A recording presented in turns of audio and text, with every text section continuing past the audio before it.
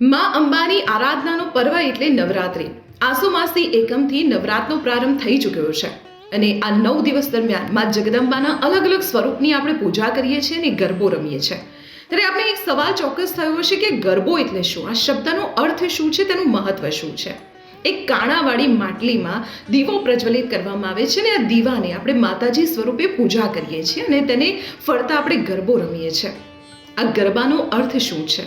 નમસ્કાર, હું છું દીપાલી. તો નવરાત્રી સાથે જોડાયેલી રોચક વાતો લઈને હું ફરી એકવાર આવી ગઈ છું. તો ગરબાનો અર્થ છે બ્રહ્માંડ. ગરબો એક બ્રહ્માંડ સ્વરૂપે છે અને તેના ઉપર 27 છિદ્રો હોય છે. હવે આપને એ પણ સવાલ થયો હશે કે ગરબા ઉપર 27 છિદ્રો શા માટે હોય છે? ગરબામાં 27 છિદ્રો હોય છે. 9 ની 3 લાઈન એટલે કે 27 છિદ્ર, અને આ 27 છિદ્ર નક્ષત્રો સાથે સામ્યતા ધરાવે છે. 4 નક્ષત્રને 27 સાથે ગુણવામાં આવે તો 108 થાય. અને ભારતીય સંસ્કૃતિમાં, આપણા ધર્મમાં 108નું અનેરું મહત્વ છે.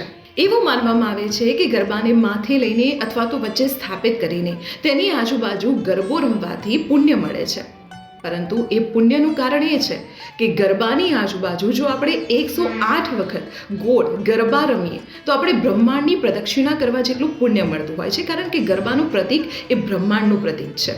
અને એટલે જ નવરાત્રિની આપણી આ પરંપરામાં, ઉત્સવમાં ગરબાની આજુબાજુ ગરબો રમવો અથવા તો રાસ રમવાની પરંપરા જોડાયેલી છે. આવી જ રોચક વાતો માટે આપ જોડાયેલા રહો સંદેશ ડિજિટલ સાથે.